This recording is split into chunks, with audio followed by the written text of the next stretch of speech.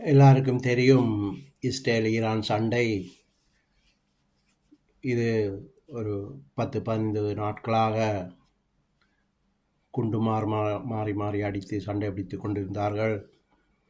இது இப்போ சண்டையோ இந்த பேச்சுவார்த்தையில் இருப்பதாக கதை அடிபடுகிறது. ஆனால் இந்த பேச்சுவார்த்தை நீடிக்காது.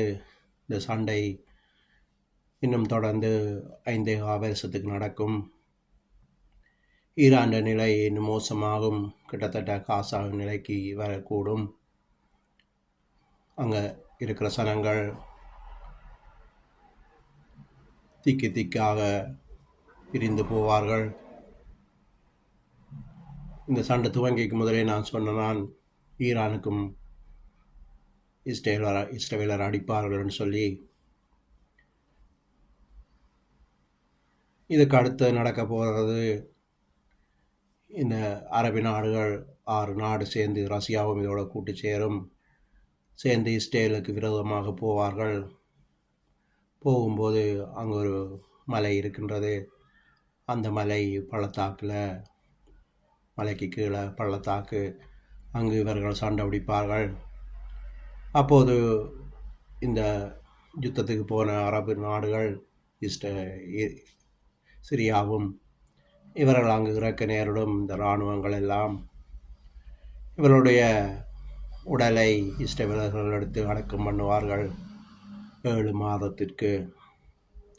7 மாதம் அளவும் இவர்கள் சுற்றி திரிந்து இந்த உடல்களை எடுத்து அடக்கம் பண்ணுவார்கள். நான் ஏற்கனவே பல வீடியோக்களை சொல்லியிருக்கிறேன். குறைந்தது 2 வருடமாக நான் சொல்லி கொண்டிருக்கிறேன் இதெல்லாம் நடக்கும்னு சொல்லி.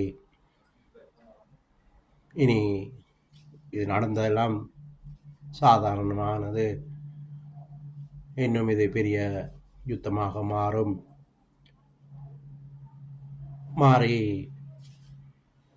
ஈரான் யூகேக்கு கூட குண்டு அடிப்பார்கள்.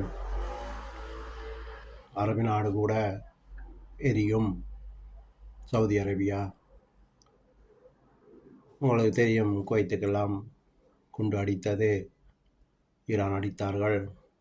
எப்படியாக இன்னும் பல நாடுகளுக்கு இந்த யுத்தம் பரவும். இது இன்னும் முடியலை, பேச்சுவார்த்தைன்னு சொல்லியிருக்கிறார்கள். ஆனால் இது தொடர்ந்து நடக்கும். இந்த யுத்தம் இன்னும் பெருசாகும். எங்களுக்கு பைபிளில் எல்லாமே வெளிப்படுத்தி தந்திருக்கார் தேவன். எனவே இது இஸ்ரேலர்கள் யுத்தம் இல்லை, தேவனுடைய யுத்தம்.